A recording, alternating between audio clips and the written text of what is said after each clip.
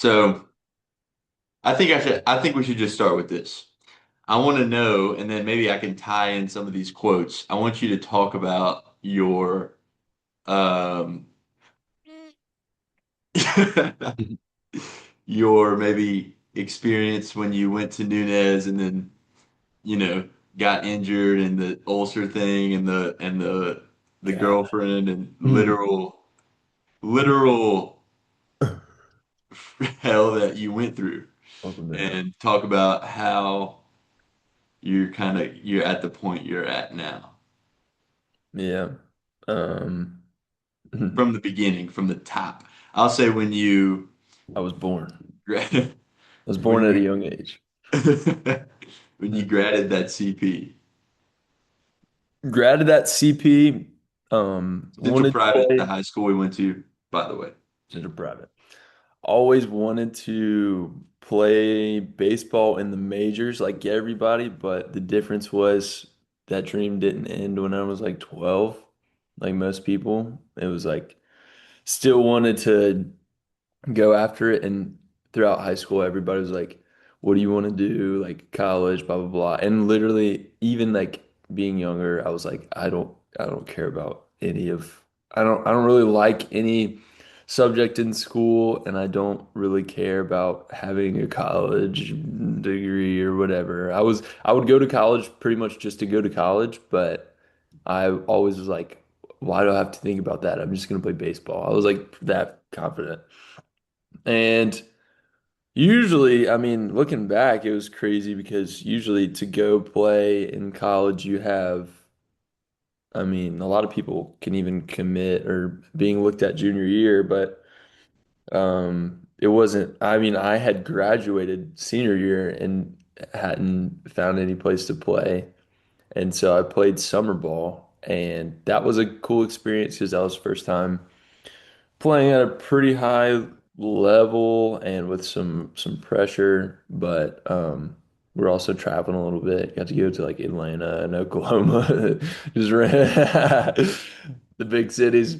Um, but it was literally not until the summer before the season, which is in August. I was literally playing. I was pretty much like a mercenary. Like I was playing to eventually play.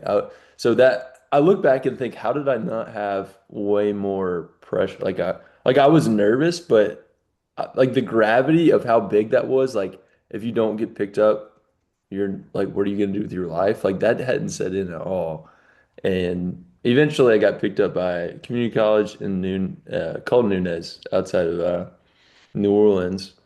So I go there my first year, and then I was dealing with some arm pain, but it was pretty much a normal year. But that was the year after COVID, so we had freaking 48-year-olds still playing on the team. So it's like I wasn't gonna be the main guy, kind of a role player kind of deal. And but I was like, all right, I'm gonna next year is me.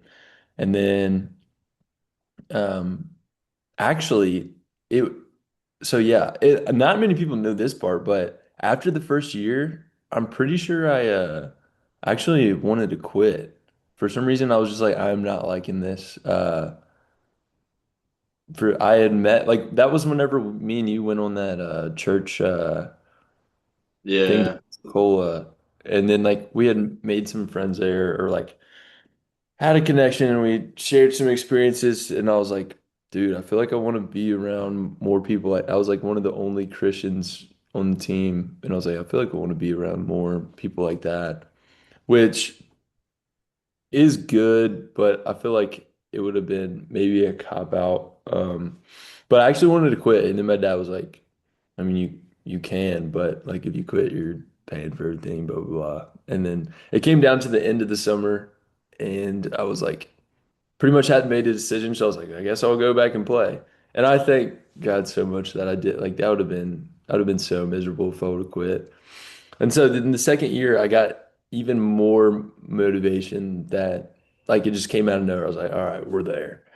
And I did pretty good over the fall season, and then it came to the spring, and my arm started killing me. And it was the kind of thing where everybody has arm pain in baseball. It's like it's just part of it. But I didn't know because this had always been my pain that what everybody said was pain was soreness. I had actual pain. So the coaches were calling me names and saying like I'm a wuss and like even had people tell me like, bro, you just got to push through it. Like we're all whatever. But they were all not whatever. Like, and Yeah, I even was like, dude, am I a wuss? Like, how are you guys throwing? Because I mean, you obviously can't compare pain levels. And so I was yeah. like, I don't know how you guys are doing it.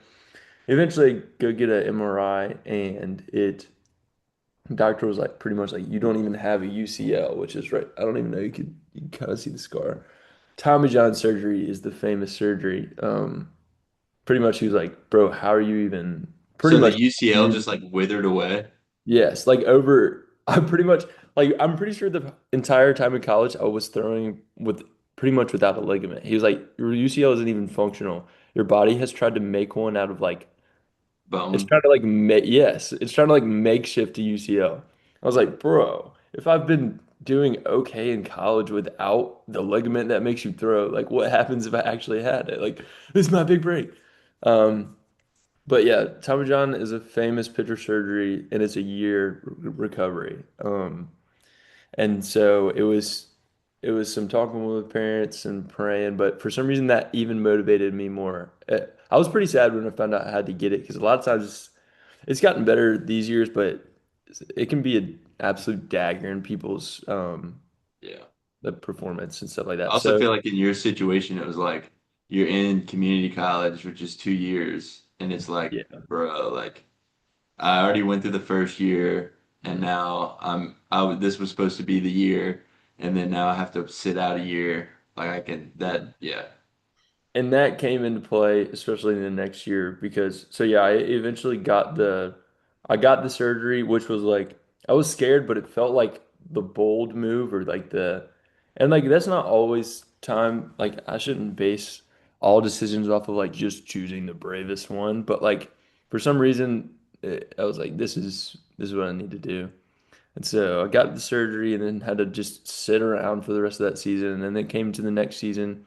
And then it was a lot of rehab over the summer but it was I remember writing in my journal that like Tommy John was one of the best things that ever had to happen to me because it like you have to be pretty diligent with your rehab, and I was locking in, and it felt good. There was literally a time where I was never more sure of anything in my life than that, like, God wanted me to play in the pros, to play baseball. Like, I literally remember, like, I remember being excited to wake up to grind. Like, I've heard that, and I didn't know that that was a real thing. Like, doing the passion that, like, wakes you up in the morning and you're excited. I thought that was, like, a phrase or a saying. But yeah, that genuinely happened to me, and I would be like, I can't believe this is real. Like I'm waking up excited to go for the day. yeah, Um, so it was my Rocky montage moment of like trying to get everything in line, and it felt good, and I was doing good. I was even going to a really smart pitching coach that works with MLB players, and he was giving me good tips and um, projections, even like pretty much like you got a kid. Like kind of like that. Like he was like hyping me up and wasn't just bull crapping. And so I was like, oh, let's go.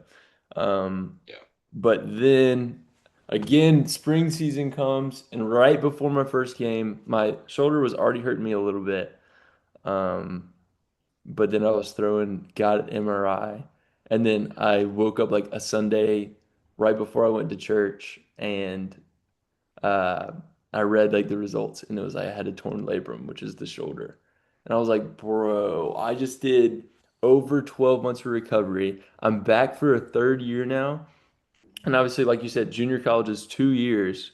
yeah, So all of my like my real friends that were there were gone. I'm here with like, I mean, it's weird to say like the freshman whenever it's like a younger college, but now I would be a junior. But it's like I already felt so disconnected from the guys because all of my real or like my closest boys left, and so they had their own groups and whatever. But I was like, oh, it's just me and the grind, you know. yeah, But then it's like, bro, I just tore my leg. And what's crazy is Did you tear it after the surgery, or was it torn before you got Tommy John? That's what I don't know. I think it was because I remember rehabbing from Tommy John and telling I was like throwing or whatever, and I was like here like cracking and like crunchy, like a crunchy shoulder. And I asked the rehab guy about that, and he was like, "Ah, yeah, yeah, yeah." Everybody got a little crunchy Yeah, shoulder. literally, that's literally what he said. He's like, "Ah, everybody's got a little bit of a torn labrum," and I was like, "Okay, you're a liar." Yeah. Um, um, so. And then again, I was faced with like, now what? Like, and,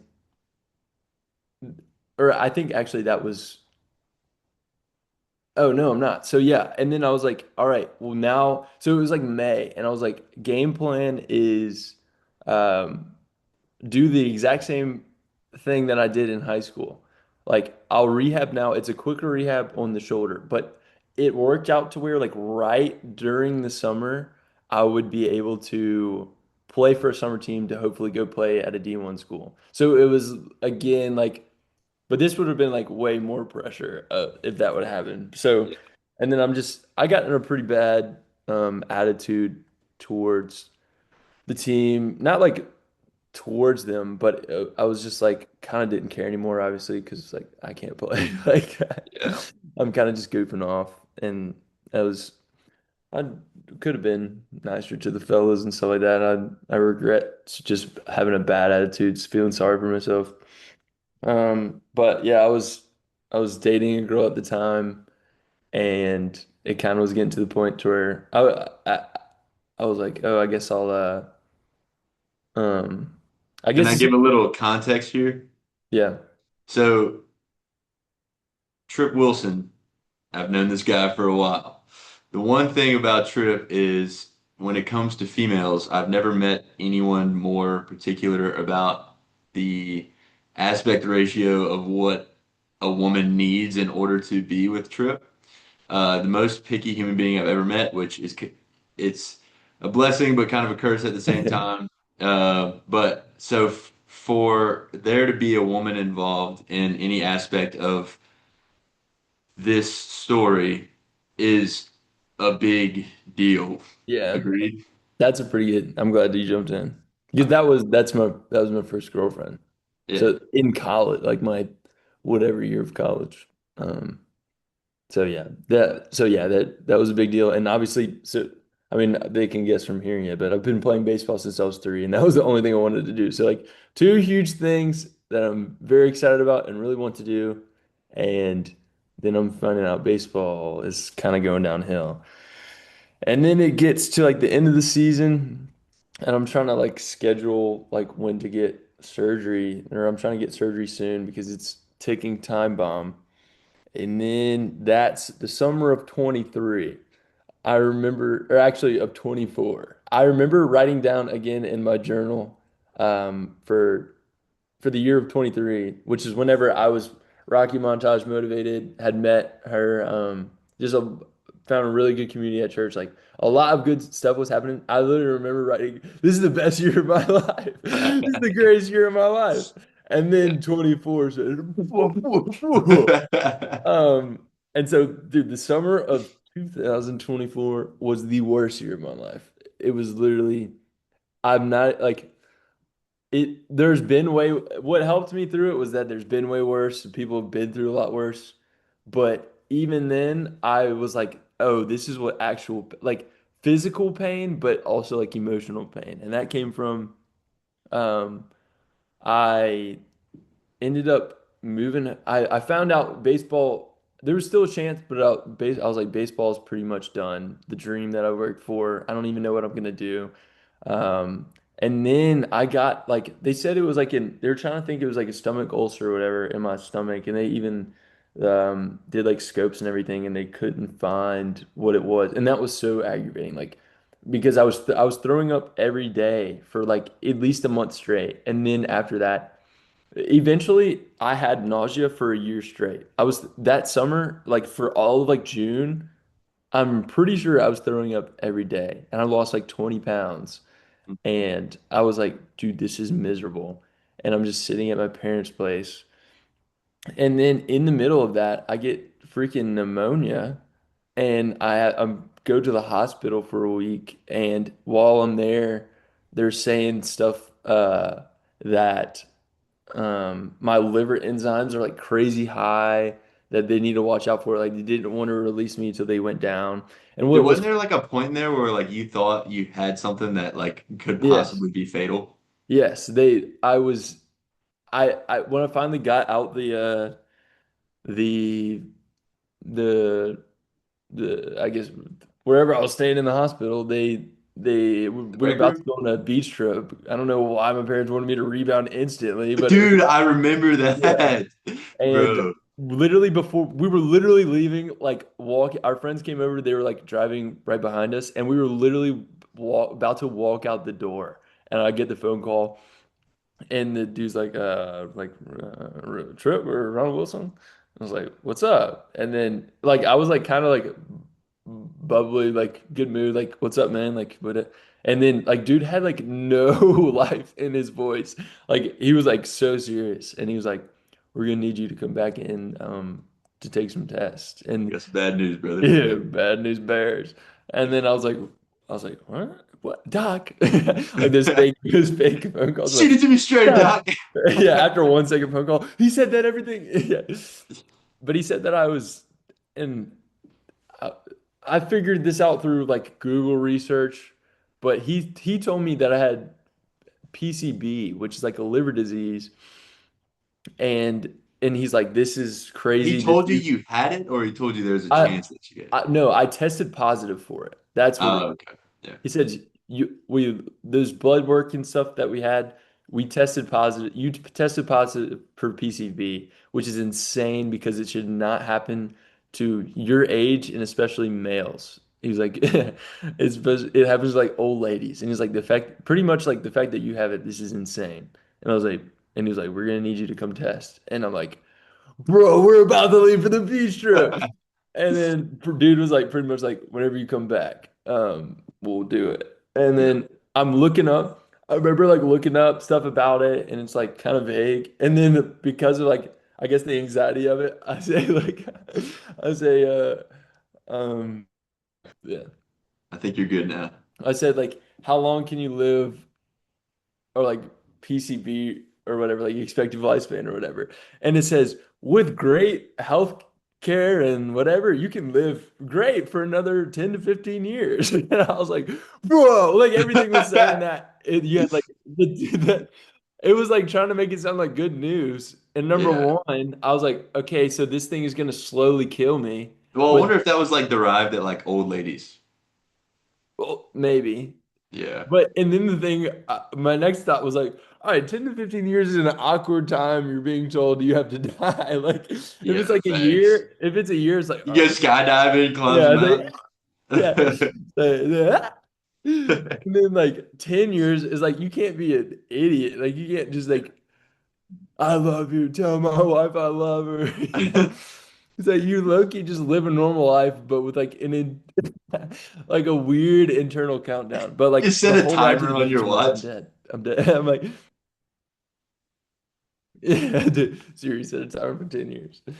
Um, and so I'm like, bro, eventually, and then while we're at the beach, I'm still either taking or was Dude, still medicine from I the remember pneumonia this, bro. that they didn't maybe they did, but I think they did, but I didn't remember or think it was that crazy. But they said that the medicine I was taking makes the sun deal double damage to your skin. So like obviously I'm already a white boy on the beach, but then I go out there and I have like second degree burns in it because I didn't sunscreen my feet. And it was like massive like Dude, just like oil bus bombs. pods on my it Dude, was yeah. disgusting. Yeah, I sent you that picture. And Dude, then that we was go to and then horrible. they one popped. And so we go to the freaking ER, and then they're like, oh gosh, and they like popped it, and then eventually I remember they like, I think they like cut off some of the skin and stuff like that. But they were like, at first they were kind of freaking out because they're like, dude, this pops in the ocean. You might have like feet eating Salmonella. amoeba, like something like that. And then I was like, bro, and while I was there, they literally like they were like, obviously you have like a profile, I guess, through all the doctors, Yeah, and they were looking and they were like, holy frick. They like, the lady was like, you're how old? Like, all this should not be happening to you right now. Because like, yeah. again, a bunch of like being sick and all that stuff. And so all that was happening, and in the middle of the misery, like being nauseous is horrible. I was nauseous for a year straight, but just the throwing up every day was horrible. Lost 20 pounds.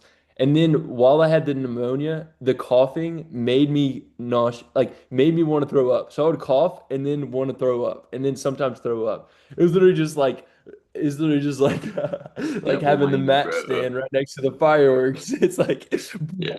you know, it's like, bro, this is horrible. And then I have this, I'm gonna die in 10 years and I only have a women's disease, and then I have these burns and that could have freaking death water in it. I'm like, bro. And then in the middle of all this, I remember, and then obviously baseball mixed in with the emotional, like baseball's freaking over, the thing that I've done my whole life and wanted to always do. And Yeah. then in the middle of all that, I remember saying like to a buddy, I was like, this is so horrible.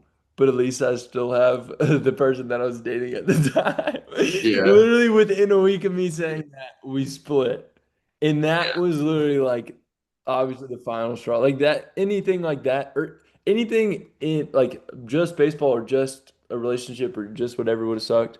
But this was all within 3 month span. And Mason was seeing and hearing all of it, and Watch it live, it bro. was just like, Yeah, I yeah, don't think it I've was ever like, felt bro, so like I bad would for call, somebody. Bro, that was horrible.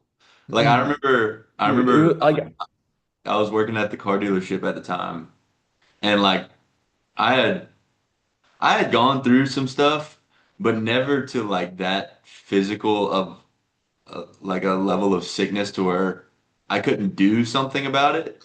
But the fact that baseball had been done because of an injury, and then anything that you wanted to do after that was just on hold because of everything else. So you were just stuck in the bunk bed in your parents' house. I was like, dude, I gotta make sure this dude doesn't kill himself. Like, dude, this bro, is terrible. literally. I mean, yeah, me and you are very similarly wired, and you've had the same scenario of like having to stay back with your parents, like living away for 3 years, definitely, especially as in college is when you kind of grow up into a man, and so that's where I was like, oh, I have my own space, whatever, and then yeah, all that stuff, and I'm sleeping in the bottom of my bunk bed, can't go anywhere. Literally, the first place that I went with somebody was with you to watch Inside Out 2, and I was like freaking out that I was just gonna throw up like on everybody. Like yeah. And then like you said, with all that, we had to reschedule the surgery like 2 or 3 because I still needed a shoulder surgery. So it was Yeah. like, all right, once all hell ends, then we're gonna have a little Then more hell fun. starts. Yeah, it's like now we'll finally have a surgery. And I was just like, bro, this is literally, it's like if you took Tripp's top 10 favorite things, they all got slammed. And I was like, Yeah. bro. Yeah. And then that was a long, I mean, pretty much for the next year. What messed me up, I don't even know if you know this, but like I was depressed and sad because of everything. Um, Living with my parents did not make it, not because of them, but it's just like you just feel lame. Like I was about to hopefully go play D1 and now I'm living with my parents and I can't even work. I'm just literally sitting. I just lost I lost two huge, massive of my favorite things and points in life that's like moving towards furthering a relationship and like my dream, which is like with especially a man, it's like there's All not you much can ask else for. you Yeah. got. Yeah, that's what you're kind of called to do. And I would just sit there in my bed for hours with only that to think about. It's like I couldn't get away with it. The fact that Yeah. I literally remember my parents were like trying to encourage me and talk about like getting your mind off of it. And I was like, dude, every day I wake up is reminding me of the stuff that so like Yeah. because I'm in this environment, I can't not think about it. Yeah.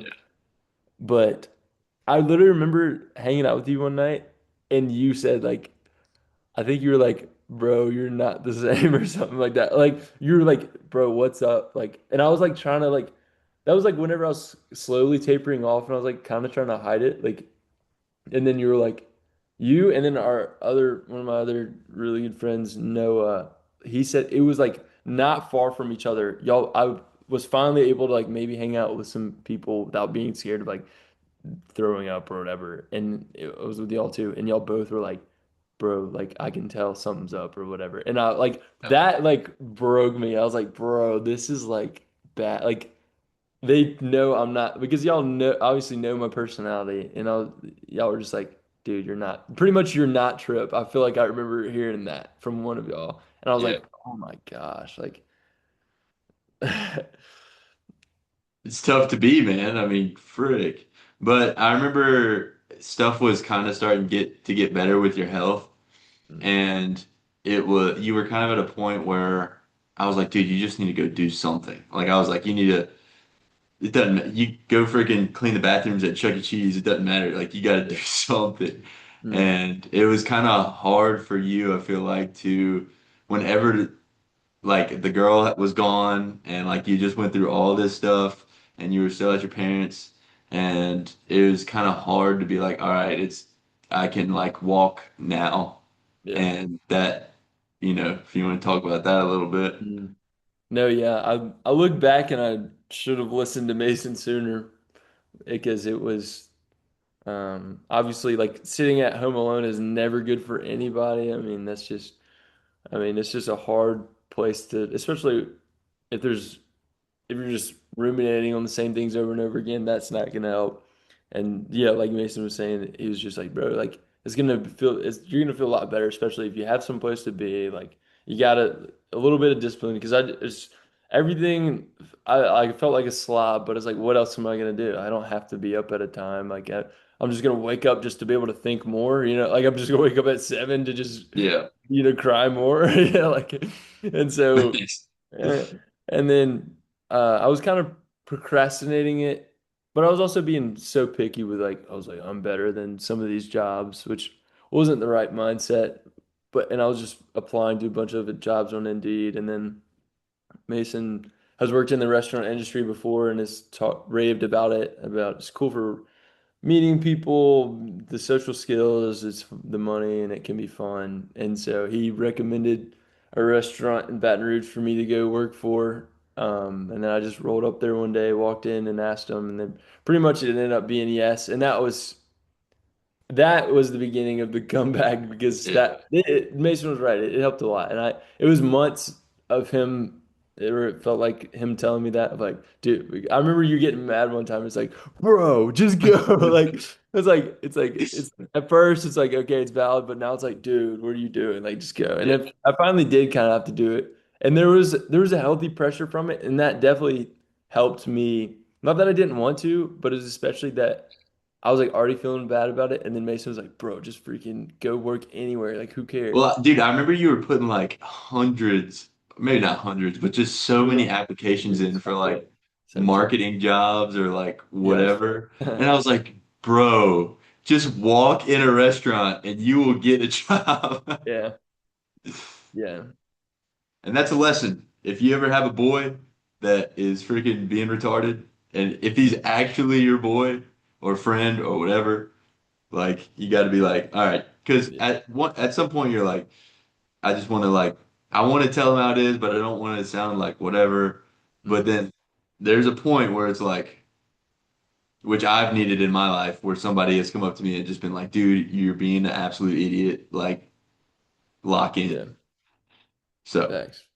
And whenever it is your like, even if you can be mad, because there would be times where you say it, I'm just like kind of like you don't get it, or like, yeah, okay, but like, why are we talking about this every time we talk? But like, if you're actually boys, like. Especially like obviously now I can look back, but it's like it is kind of even with like your best friend, it's kind of scary to like say stuff like that or whatever. But it's like, all right, if y'all are actually friends, like this should bring y'all even closer after, yeah. and I And it would was say an that's odd place too because I knew that you had just went through like literal Valhalla. So it was always like, "What's up, dude? Like, what you doing? Whatever. You applied for this place today." And it was like at a point I was like starting to be like, "All right, I know you freaking got kicked in the scrotum very hard, but let's Yeah. roll. I think that's a good point too, because it's like there is a time towards like almost no amount of words or encouragement will really do much. It's like right after you get punched or some like obviously like if someone has a death or whatever, it's like there's not many things you can say that's gonna be like, you're right. But like it is finding that sweet spot and like you don't want to do it too early, but it's like right whenever they start leaving, it's like, all right, now I'll start sending some stuff in. And like you were saying, it was that point. Like there was a point to where it was like, there's nothing I can do. I feel horrible. I was even at that time, I was scared. I remember talking to my parents. I was scared to work a job because I was like, I feel like I'm gonna get fired because I won't be able to do the job because I'll be not because I was still nauseous every day. And I Yeah. was like, I feel like I'll get fired because I won't be able to like I'll do the job and then just have to leave because I'm about to throw up or something like that. And that was just a fear. That was just and that's what a lot of the nausea ended up being because I got all these tests, nothing came back and it ended up and it was aggravating hearing from the doctor because I was like no way, but they were just like it's probably just anxiety, and it looking back it was just like my emotions just got wrecked, and so any negative thought just made me want to throw up. But yeah, like Mason did start saying that at the time to where it's like there's a time where it's like all right, you can cry and get over it or whatever, but I was definitely coming out of that and it was more of like all right, you kind of have the option now. Like you're kind of sitting in it, and so having those people around you definitely helps to push you. Dude, and when you're like nobody, I feel like a lot of people talk about it now, but I guess I never really thought about it when I was in it. But whenever you're like your whole life is devoted to a sport and you're a college athlete, and then one day it's just like, Yeah, all right, dude, it is probably the toughest thing that I've ever had to figure out in my life, just because it's like when you're under that organization, it's like you wake up, your entire day is mapped out. You know exactly, you have to lift at this time, you have class at this time, you have practice at this time, and then you go to bed, and then one day it's just like it's all over. And like you don't have anyone telling you what to do whatsoever, and you just have to figure it out. And I know that mm, like whenever it gets to that point, it can be like it can put you in this place of depression because you'll wake up with nothing to do, and it's just like dude, like I kind of want to kill myself because like I have no clue or direction of yeah, anything that I don't know what I want to do. Like I wanted to be an NFL player or a major league player, and that all just got taken away from me. And it's like I don't have a college degree now. yeah, Like what? And it was.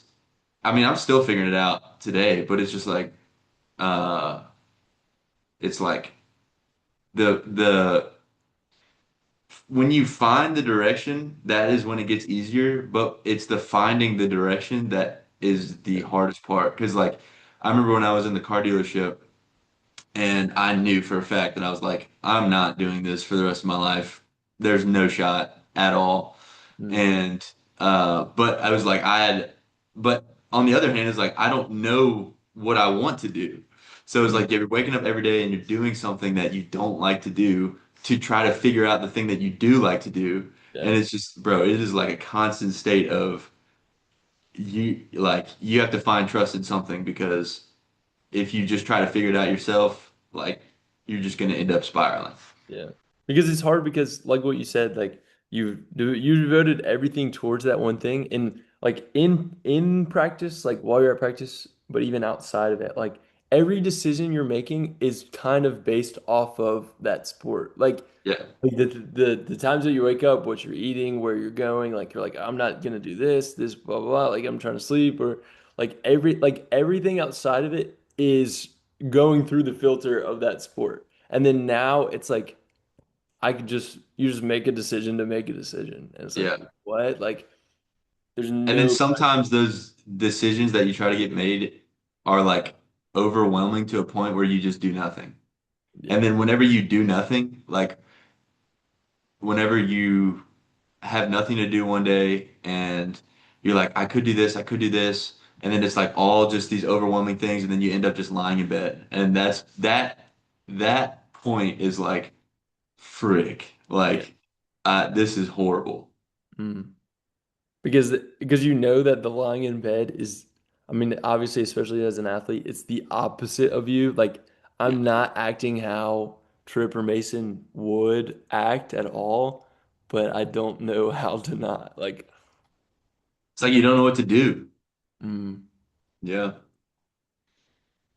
that's, well, you brought up a good point of like that, like for me, part of getting out was like working the job, just like any job, like taking any step is I feel like a big part of, I mean, we're still trying to make sure we're adhering to that. Um, Taking any step kind of pushes towards something, even if you don't know like what even the end goal is. It's like, okay, this is Yeah. getting me out of what was back there. And the car dealership was like the beginning of that for you. Even going there, but even what that Taught me. led to. Yeah. Yeah. What was that as far because before it was just like working just Yeah. working jobs. But then car dealership was the first like di something different that Yeah. also kept leading down the road. Yeah. I mean, I just feel like whenever football ended in the drastic way that it ended, dude, like I keep saying, it's like I didn't know what it was that I was supposed to be doing, and everyone was telling me like, dude, I literally dropped out of college for people with for context. I dropped out of college with one semester left because I was like, there's no point in me being here. Football is not going to be a thing because I Mm. know I'm not going to graduate here and then go get a 9 to 5 job, and that's what my life's going to be. I knew that from when I started playing football, I was like, I am solely in this place to play football. That's it. Yeah. And so whenever football ended, I got kicked off the team, by the way. Whenever football ended, it was like, well, I'm not doing this. I don't know what I'm doing, but it's not going to be this. So I dropped out, and that's when I started working in the car dealership around that time. And literally, I was in the car dealership every day, not focused on selling cars whatsoever. I was focused on a mound of other things that I thought that I might could do, and that kind of led me to all these other decisions that I've made as far as like, okay, dude, you're not taking the conventional path. You don't know what path you're taking, but you're gonna keep doing things to maybe figure out a path to where you're like, all right, this is the path. This is what I love to do. This is, and I'm not there. I'm not there, but like at the same time, I'm so glad that I listened to my instincts because if I had not listened to my instincts and say that now I'm 23 years old and I was doing that when I was around like 21, about to turn 22, I'm about to be 24. And if I had not listened to my instincts and I was just like, all right, I'm just going to listen to literally my parents and go work, I don't know, in a plant or go work whatever job just to like be okay. I know without beyond a shadow of a doubt that I would literally hate myself for doing that. And then when you're in that, like when you're in that for a few years and you look at your life and maybe you like buy a truck or you buy a house or whatever the case is, it's like, well, I can't get out of it now. Like this is just my Yeah. life. And then 30 years pass by and it's like, frick, like Mm. I just did that. I just made, and that's all from a decision that stemmed in the time where you're like, that could be the easiest thing to do, but then you didn't. Yeah. So I think, I don't know yet. I I strongly believe that because of the intuition that I had at that time to be like, I'm not going down that path, it's going to lead me to a much bigger place of influence among people. It's going to lead me to a much more fulfilling life, even though it might not be like, I'm literally every day that I wake up now, there's another risk that I have to take. And actually, Maximus Lowry, which is my other boy, he, I was telling him about the contractor software thing that I was like, I really think it's going to be like an amazing thing that's going to take off. and like I'm working really hard on it, whatever. I showed him the website, and he texted me and said, he's like, dude, I'm so proud of you. Like you, every whenever you see a good idea or you see an opportunity, you take it. And he's like, even though a lot of the opportunities or ideas that you have don't work out, it's like you just pivot to the next thing, and that's what really makes you a successful person. And Mm, bro, I literally sat there and looked at that for like 10 minutes and like I almost started crying because I hadn't been told that. Because mm, it is true. Like I'm the type of personality to be like, okay, my life is not where I want it to be, so I'm gonna move to this thing. And then I do the thing, and then the thing doesn't work out. It's like, all right, it didn't work out. So I move to this thing, and then that thing doesn't work out. And I keep having these big ideas and I keep doing these things. And a lot of the time people are like, dude, you like, are you dumb? Are you retarded? Like, just do something that is safe. Do something that is, you know that it's gonna pan out. And it's like, for me, I'm like, I want to literally throw crap at the wall until something sticks. And when something sticks, it's gonna stick for a long time, and it's gonna like do a big thing. And that's mm. just how my mind works. And so for somebody to actually acknowledge that, like, I'm literally being told by my parents all the time and like other people in my life that like you just need to like do this thing. You like people telling me like you need to do this thing and then it'll be better for you. And in my mind it's like no, not even close. Like this is the one time, this is the literal one time that Mason Dailey is put on planet Earth. Why am I not gonna freaking just Mm. absolutely full send to everything that I do? Yeah. And if people are gonna criticize you or me in the beginning when it's like you're struggling to find your path, but the second you find your path and the second something works out, it'll turn into like, dude, how did you Yeah. figure this out? Or like, dude, you're so blessed with the things that you have. But nobody is gonna see the freaking, you know, freaking RV The RV protocol or dude the what boy the almost bought Jacob that Home Depot, build a house. dude like nobody and the parameters that I'll go to not go the conventional route is how I know that it'll work out, you know? That's kind of what is keeping me ticking even when absolute crap happens. What's the this is obvious. I'm st taking a quote from somebody, but it like I was like, "Pfft." But it this dude on like Instagram Reels said like he says to be exceptional, you have to be an exception. And I was Yeah. like, bro, like obviously, but that is so facts though. It's like you can't obviously you can't be like everybody else. Everybody's heard that or whatever, but it's like it really is. No one would say anything if you did hit the conventional route. Like, there's nothing to comment on. You know what I'm saying? Like, no one's gonna be like, oh, you're getting a safe 9 to 5 and saving up and 401k. It's like, no, like, why would you comment on something that everyone does? Like Yeah. logically, that doesn't make sense. So the only thing people are gonna comment on is like anything that's outlier, especially whenever it's very different and something that they have been told by their grandparents not to do. It's like, whoa, what? And an example that I really love of your life and that I tell other people sometimes is remember whenever you were at that wedding and that teacher said something to you?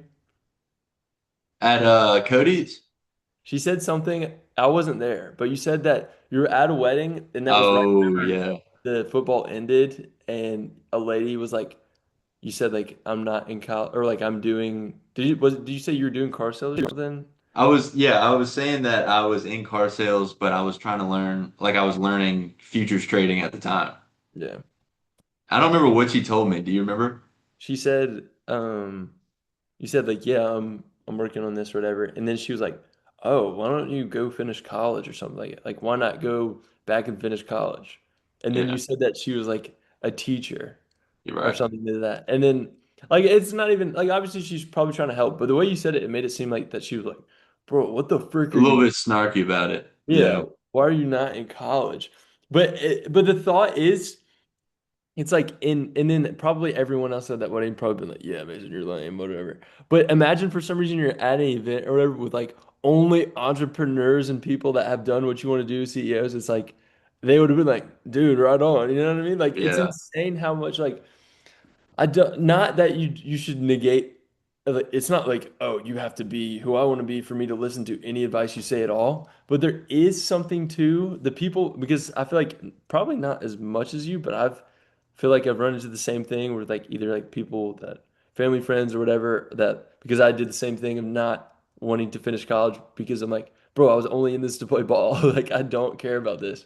Yeah. And people, they're telling me like, dude, go be a crane operator. They make good money. And I'm like, bro, I will die if I be a crane operator. But Yeah. the same people that the people that are telling me like not to do this stuff, some people were like saying like don't move to Texas, it's whatever. And these same people also have probably okay, I was gonna exaggerate because I never had a thought to do anything like this, but like there is nothing in their life that looks like what I want to do. And it's Yeah. again, not that that makes them have any less value or anything like that, but it's like being kind of selective with who you're listening to because it's like that is right probably for them. Like they if you don't have like I hate to you say like the drive or whatever, but like I feel like if you don't have the wiring that me and you have, all you're seeing obviously is the downside. So it's like, yeah, of course, why would you risk that for like no upside? But it's Yeah. like whenever you're like me and you that like we will literally not like or maybe not literally, but like I feel like we like we will die if we like we were made to do this. Like Right. and we have, again, we're saying this and it's encouraging because we're saying a lot of this from not having made it yet, whatever made it even is. But like to me, we were born with a heart that has to take this path. Like I Yeah. literally do not think it's and I think maybe like we could numb ourselves to the point to try to convince ourselves that we can do the easier route. And maybe some people are genuinely created and like don't. It sounds like some people genuinely kind of don't care. And not even that that's bad, but it's just like their dream or whatever is just like picket fence, whatever. It's not even that we're going for mansion, but it's really like the riskier, but like I dare I say higher calling to not fit in with like what we have to do. And it's like me and you feel so strongly to go after this. And I started saying all this to say like it's so interesting to hear the reaction of who you tell and then think about what they've done. Yeah. Like the people, if a lot of people are like the people that haven't chased much and or push the boundaries of their own limit, it's like you're probably going to get pretty safe advice. Yeah. But the response that you'll get from people like JP or Mike Montgomery, the kind of some people that have helped you a lot and like Yeah. pushing forward and just kind of encouraging you. It's like you tell those people that like, dude, I'm trying to start this new business, or like, dude, this is probably not going to work, but why not? They're going to be like, anybody who's made it in what you want to do will never crap Right. on you. Yeah. And anybody who's listening to this, if you're thinking about like the acceptance of other people, one thing that I had to learn, and I learned it probably later than I should have learned, was that people are literally crap. Like, and I'll say how I learned this was. First of all, I grew up in a split home. I grew up with my mom, and my mom was always moving, so I always moved schools. So every single time that I would go get to a school, it would be like I'd be there for like 2 years, and then I would start like kind of making friends with people, and then I would have to restart the process all over again. And then when I got to high school, Central Private, which is where I met Tripp, uh, my my freshman and sophomore year, I basically had like no friends. I was like okay buddies with Ethan DeLauder, and that was it. That was literally it. And no shade on my boy Ethan, but like I didn't have any friends, and I always was like I would go home and be like I don't understand like why I can't like I don't get why like everyone at CP had been there for a while and they had their own cliques and like it was just like this thing that I could not enter into and it was like that my whole life. Like I could never go somewhere and then just automatically be boys with people. And then like I had become friends with you, but that was like I don't even remember when that was, but um and then my junior year, so my sophomore year um I was like this little shrimp. I was literally like 5'6" and like 145 pounds. And then that from my sophomore year, the spring and summer from my sophomore year to my junior year, I got like this god tier growth spurt. And I literally went to like I got to like 5'10", 5'11", Yeah, 190 to that's 200 pounds out of nowhere. And then I just all of a sudden became really good at football. And then that's when I started making friends. And I didn't realize this at the time, but whenever I grasped onto that, and like that was the only thing that I had was like football, and I took that into college and literally used football to spiral my life into a place where it should not have been because of that idea that football was the thing that gave me, um, I guess, like approval from other people. And I had grabbed onto that so hard that to the point where I had literally just took my life down the complete wrong path because I felt like the only way I could get approval from people stemmed from football and then went into all these other things like drinking and partying and whatever. yeah.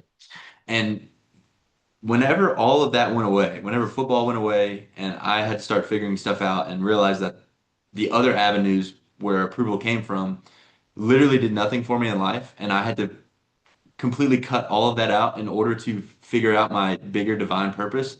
Whenever I look back and think like where it stemmed from, sophomore to junior year, I started making friends because of this thing. I think back to like, what if I had not had that growth spurt? What if I had not been good at football? Like, what if I had to find something in myself in order to persevere? And what I did to persevere was try to find approval from other people from things like football and then later down the road. And so now when I look back on it, it's like all the guys that I had made friends with because of this one thing, not because of who I truly was, all of those people were shit. Excuse the language. And now I look at that and I think like everything that I do now, like I desire no approval from that type of person solely because I know who the people in my life that actually matter are going to support me in what I think I need to, or are going to support me in whatever I do. And the people who I think I need approval from are going to degrade me until I become successful. And I understand that. And so it's like a completely different viewpoint now. And it took me a long time to see it. But now that I see it, it's like the path of extreme adversity, even though hard now, is going to be easier because I know that other people's opinions don't matter. And the people who have opinions about me, um, that I truly care about are going to be good opinions no matter what point or stage in life that I am because they know who I am as a person. So I know that was kind of a word vomit, but No, that was pretty good. I feel like, yeah, what you get like I guess especially whenever you look at I guess the real people in your life and then like how they react or like what they put up with you with or whatever. And then you like look at the people that maybe you're looking to try to be friends with or whatever.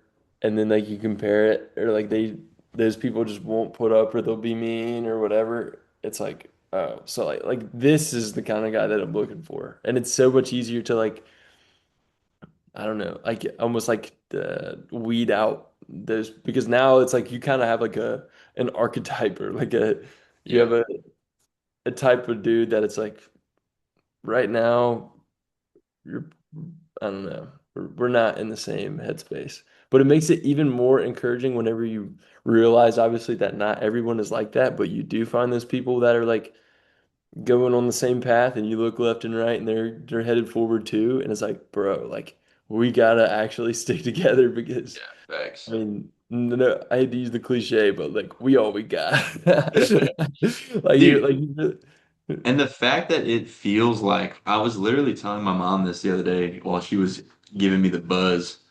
You know, I was literally telling her, I was like, Mom, like I genuinely feel like I've been struggling with the battle of this burden. Like it almost feels like a burden that I have to not play it safe. And it like you especially I've heard this from so many people who are successful, especially in the beginning when you're taking risk after risk and you just keep getting punched in the nuts and you have to figure out how to deal with it in a way where it's like it's just another thing.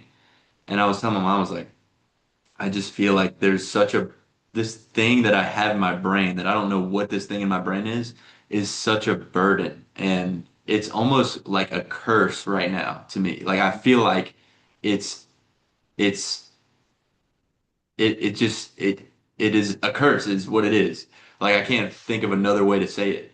And my mom was just like, it may feel like that now, but you know, whenever you see people that really make a difference in this world, like it is always like that. Not the people who are just freaking out of the butt rich because they're trust fund kids. Like those are not the people that make differences in the world. But the people who actually make differences in the world have learned some of the craziest lessons in the things that they teach because of the things that happened when they were at ground zero.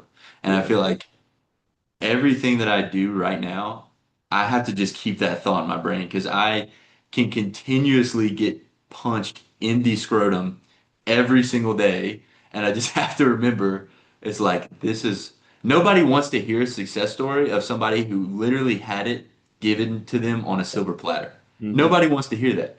Everybody loves the story where the dude was in the freaking ditch and he had to slay all of these dragons and bears to get to the top of the mountain. Everybody loves that. Everybody's going to read that entire book. Nobody's going to read the book where it's like, well, this guy got on a helicopter and they just flew to the top of the mountain. Yeah. Who's going to listen to that? So Yeah, I just, I have to just keep that in my brain that's true. They as I don't move make along. documentaries off of like, and it's a championship game, and they won 1 million to 0. They destroyed this number two Oh, team. absolute nail biter. Yeah, I think not because I'm saying this. You obviously understand this, but I feel like getting even deeper into like the curse what you're talking about helps for just saying it loud for us, and even if one person listens to this, um, that like it is like you have that feeling to like want to go deeper and push the boundaries and take the risks, and it does. It's like it's hard because it's like I can't not do this. Like it almost would have been in a world where this doesn't work out. There's almost a side of me that thinks like it would have been better for me to have never had this fire than to have Yeah, this fire and then not like use it. And yeah, so it's like once you cross over to that side, it's like now you have to do that. Like I yeah, can't go back. Like there was a point where I probably didn't have this and I would be able to fall in, but like now it's like you chose this and it's gonna torment you unless you follow it. But I yeah, think a lot of the pain, which is I mean, it's obvious, but the I think a lot of it is it's like, oh, this drive or whatever. But really I feel like it's not that, but it's the distance in between that we yes, feel is what the pain is. It's like it's because you have the drive and you know how high the mountain is, and the pain is the climb, like the in between. You know how much further you have to go, where you are versus where you want to be, and the gap in between that, like that middle ground, is what it feels horrible because it's like I will like I have to do this. I have to get up here, but the fact that I'm down here either makes it feel like it's not working or whatever. It's just like the distance in between the yeah. the accomplishment is what makes it feel like, oh, this is miserable. And it's also like an ever rising mountain. Like it's not like there's the point. I'm Mm. just gonna get to that point. It's like there's the point. All right, I'm halfway there. Oh, now the point is like Yeah. 300 miles higher. Yeah. It's freaking, yeah, it's absolutely wild. You never get there. But dude,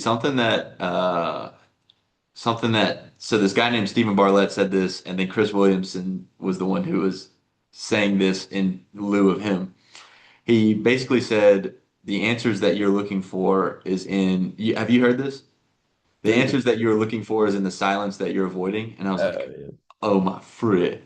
So I've really been doing so much introspection in this period because I feel like if I don't, things just crash like at once. But whenever you kind of give yourself the time to talk to yourself and have ideas, which I'm terrible at because I'm so ADHD. It's like I'm moving from one thing to the other thing, to the distractions, to this, to that. And I never really give myself the time to think, like truly think and talk to myself.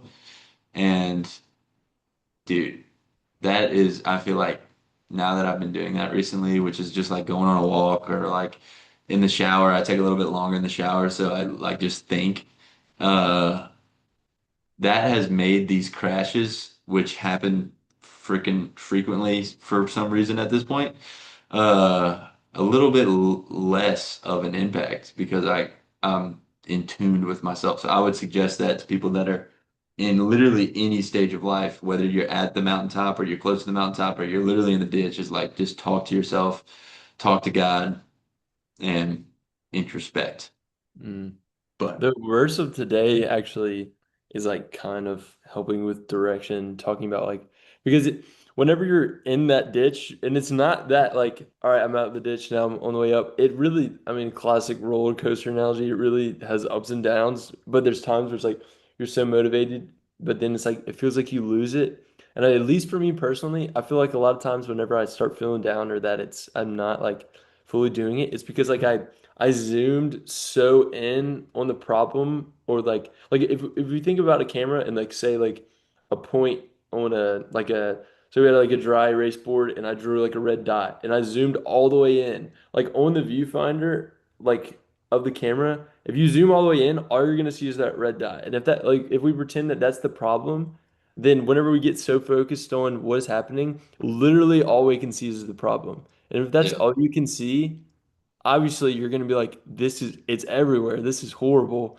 like that's the biggest thing in your life is the thing obviously where your focus is, and so then that's when you feel like so much more of the distance or even like the inadequacy or lack of direction, but really and I feel like with the walk but even what this verse is saying of like looking to God helps so much to like I feel like a what's the lot verse?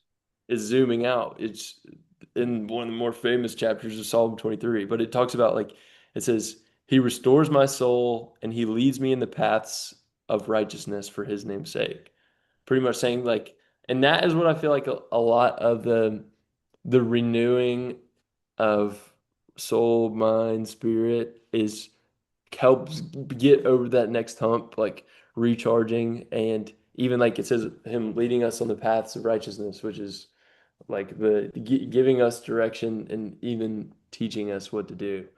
And I Yeah, feel like that and knowing that he's in the driver's seat helps us not focus so much on the problem and be like, all right, yes, this little dot is here, but I'm gonna zoom out and know that God is so much bigger and that he's gonna lead me, guide me, restore me, yeah, and I'm just gonna do this for him. yeah.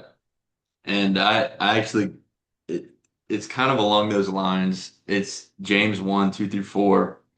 It says, My brothers, count it all joy when you fall into divers of temptations, knowing this, that the trying of your faith works patience. And dude, holy frick. It's, I feel like the main driver of kind of both of these verses is like, nowhere in life, especially I was gonna say nowhere in the Bible um because it's true, but I would say nowhere in life does anything say that hardship isn't it is pointless. Like the endurance of hardship is not pointless, and the patience you have during the hardships is what's going to produce the Mm, diamond in the rough. yeah. And um that's kind of the stage that we're in, and I feel like that's kind of the reason we're starting to do this. And I'm excited about doing this because we both understand that we're in this period of figuring out the path of what I was talking about earlier. And you had brought up earlier about how, you were in your like Rocky cut scene, whatever. Mm, But the reality is like the Rocky cut scene is what, 3 minutes long? mm, And your Rocky cutscene could literally be, you know, 5 years. yeah. And whenever you start introspecting in that direction of, okay, I'm in this period of my life and it's going to require patience through this hardship, and it's going to require learning and maturity that doesn't just happen overnight or happen in 120 seconds like the Rocky cutscene. Then it kind of gives you this new sense of purpose that is literally not going to allow you to give up no matter where you're at. And I'm glad that we're doing this. I'm glad that this is like documented when Yeah. we're both kind of in this point. And hopefully one day, maybe we'll be able to share this Mm. and a lot of people will listen to it and look back to where we were and be like, holy crap, I think my brain is wired exactly like these gentlemen's brains were Mm. wired.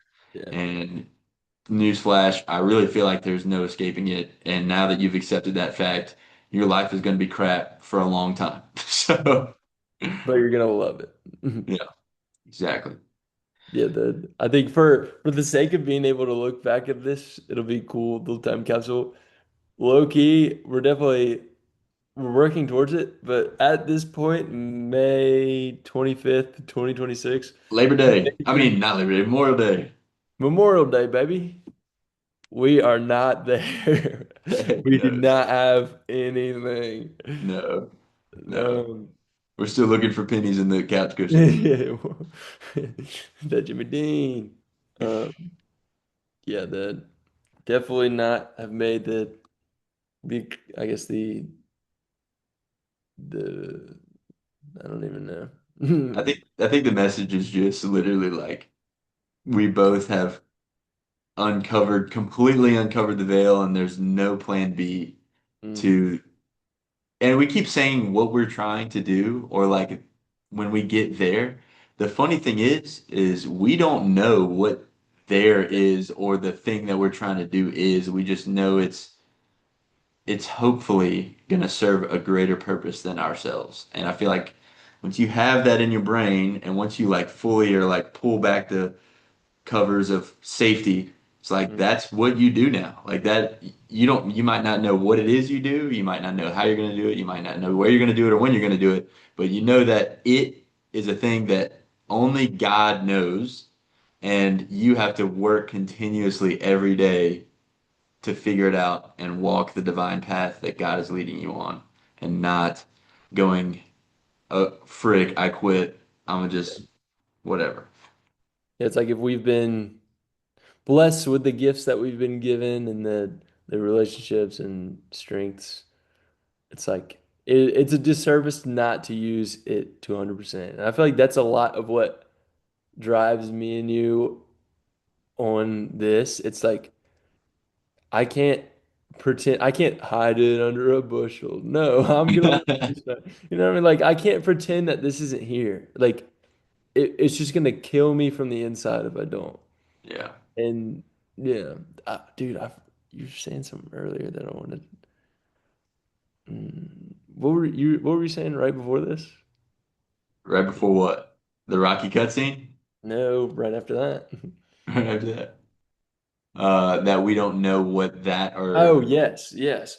And like we're saying, we have in our minds an idea of what it is, but we also were so sure of what it was, and that's part of us getting here. You know what I mean? Like at a certain point, me and you you thought it was football, I thought it was baseball, yeah, and that was like we had never been more sure. And then like now, I think we're because of that, we're a little more cautious of saying like I'm sure about this is going to be it, but I think we're both think we have an idea of where it yeah, is, but even that, like, we're both now open and willing to, I'm going to pursue this right now. I know that this is in the next, like, the steps I'm taking is towards this, yeah, but also it could be adding up to not towards this. Like we're both yeah, accepting too that the things that we're looking at, whether that's the business, like, our different kind of business ideas or whatever, that are the idea of what we think the top of the mountain is right now could insanely change. But we know that the subject will change or can change, but we know that like the way is still going to be the same. yeah. And I can guarantee you also, if you're, living this kind of lifestyle, I would bet I don't own much, but if I had a lot that I owned, I would bet everything that in a decade from now, like it's a little bit different when you enter the workforce and you're like, I know that in 10 years I might be in this upper echelon of management by this time. When you're in this, it's like in 10 years, you literally have no freaking idea. Like I bet if I fast forward from 10 years, if I saw myself 10 years from now, myself 10 years from now would be like, I don't know how I ended up in this spot that I'm at. I would have never guessed 10 years ago that I'd be right here, but here I am.